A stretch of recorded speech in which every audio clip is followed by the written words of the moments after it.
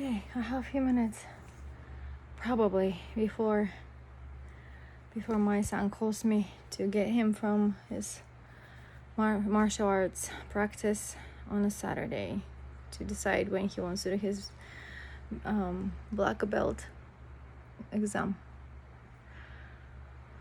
July or October. And he wants to be done with it. He just wants to quit. So I told him just do it in July and be done with it. That's gonna be okay. Today this eye is really pink. I don't know why. I woke up with like lots of eye boogers and it feels dry, so I don't know what happened, but it's really pink. But it's okay. It's not painful, it's just bothering, but it's okay.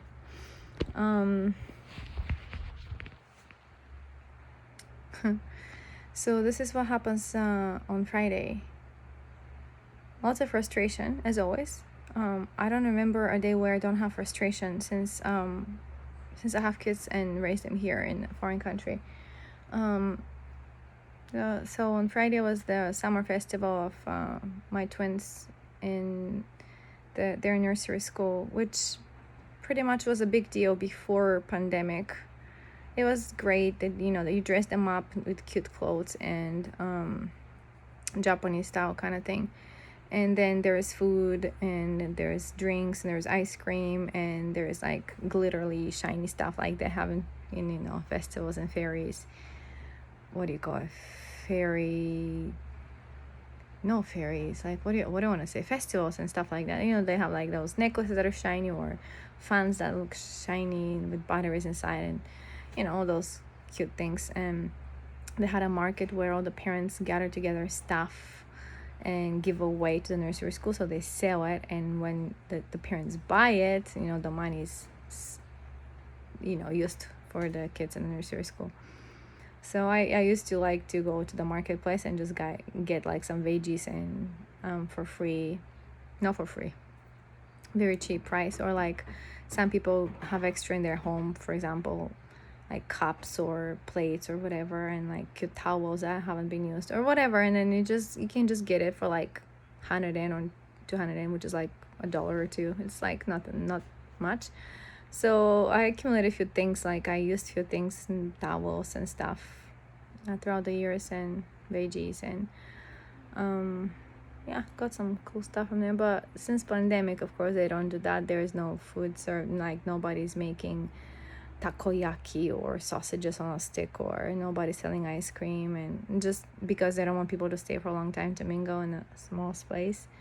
So it was kind of lame, but I did enjoy, and my kids were cutely dressed and we took some pictures and it was fun as far as it goes. Fun for them. I think I just I don't have other moms there that I could talk to and enjoy having conversation with, or like have small talk with somebody. No, I just followed the teacher who was willing to explain to me where my kids got 2 tickets each. One was for snacks and one was for this game with rings that you have to throw them into the stick from far away. And so they enjoyed doing that, and I filmed them doing that, and then they got like a prize for it, and then they had to choose the stuff, glittery stuff, like a fan. I think I took it away from them yesterday because they were fighting for it. And anyways, it has battery, so it sparkles at night, so it's really cool. And and then we came home after that. It was just, I don't want to stay long. What do I do there? Just nothing I can do. My kids don't have really particularly friends there, or I don't have other moms to talk to, so we just left. And so I was home by 4:30, and 4:30 is usually the time I get off from work. And so that day, on Friday, I asked the principal in my school to please let me go after the 6th period is over, which is after 3:30, like 3:35 or 3:40, something like that. So he was like, okay. But then they called my company, which is a middleman between me, the employee, and the school. The school is the, what do you call it? The AOT is the product they sell to the client. And so So my company has to approve it. And since I don't really know my status, I started working for them again after 2 years of break. So I lost all my, you know, days and privileges of like taking day off or taking hours off and whatever. So I was like, whatever. But then they called the principal, the vice principal called the company, and they were like, well, I don't know why he called, but yeah, that's a policy. He should. And I should have called them earlier too, but I didn't. So they told me to call next time first to them, and she asked me, when did I leave? And I said I left at 3:40, and I'm at the festival of my kids. And she's like, yeah, I can hear the music and blah blah blah. So after that, she shot email right away that there were 50 minutes of not used 50 minutes that I'm not gonna be paid for. So I was like, oh, stingy company, as much as I love and I'm grateful that they give me a job and I can work and have a paycheck coming and enjoy being around kids, the policies that they've done and the contract that they changed, everything is working against me. And yet I know in God's perspective everything happens for a reason. So that's what I keep telling myself. There's always things happen for a reason. And today I read one article somebody wrote about personal experience, and there was the scripture from the Old Testament, from Isaiah, I think, where it says that the Lord answers before we even ask, which means he makes things happen before we even ask, because he makes things happen in a way that when we are ready to ask, he already has done it. He has planned it, sometimes years ago, and sometimes months before. And so when the time point comes for you to pray for a certain thing, it happens, so that it like things happen, circumstances, people, locations, like everything happens in a way that it answers your prayer. So it's really interesting to me to see it that way, because we measure everything in timeline here in this mortality, and how God sees things is not like the same way. He doesn't see things the way we do here. I mean, after all, he's a God, and there's no time that he measures the same way we do. I'm pretty sure there's some kind of time for him as well, but it's not like this planet and this our galaxy and whatever. So in a way, it puts things in perspective, how things happen just the way they do. And anyway, so I was really frustrated. I was like, do I want to stay till 4:30 doing nothing after my 6th period when the kids are all gone and nobody wants to talk to me and plan for the next week because they just don't? Or do I and I saw other kids whose moms were not there, or parent or grandparent, and then the teachers were with those kids, and I was like, do I want my kids to hold hands with some teacher seeing the other little kids with their moms? No. Forget about those 50 minutes. Here you are, my company. Don't pay me for that. I don't care. I want to be with my kids, and I want to be there for them when they have enjoyable time and then they do this and that together with their friends. And there's this little girl, and she looks like a bit slow, like mentally or whatever, but she's super, super sweet and nice, and she's chubby and she has glasses, and she's just so sweet. And every time I pick them up, she comes and gives me 5, and she always gives 5 to the babies, and she just loves them. She's like she takes care of them. She's really sweet, and I'm grateful for that. And then I come home, and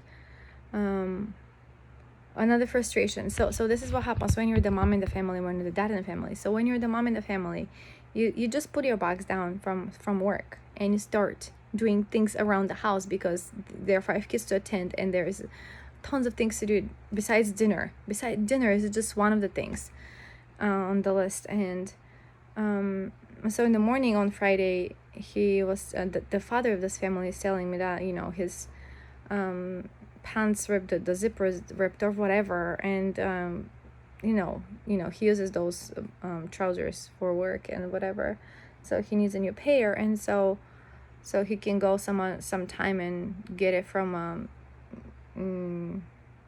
it's a shop, it's a special shop that we don't have in our area, so I have to go to a different prefecture to get it, or in our prefecture but 45 minutes away. I don't know which one he went to, but he can do it, then the morning he can do it. He can do whatever he wants. He works at night when we're all home, and he can do whatever he wants in the morning. He can go to the moon if he wants to. We're not here. There is nobody to attend. There is nobody to take care of.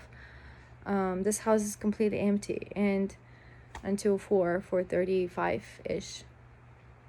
And so he just gets in the car and he goes jogging. He goes buying himself pants from far away, and he comes home, and he lives on his own schedule. And me and the kids try to make everything work for the kids and their things that they go to during the weekend. Giving them rights, or picking them up, or the twins are a constant with me. They are just a constant. It's me and them. It's always even for shopping sometimes. So that's that. And then a Saturday comes. Saturday is just let's watch the babies so mommy can go shopping and have them watch TV while he's on his phone or whatever. And then let's have a little chat. Okay, let's have a chat.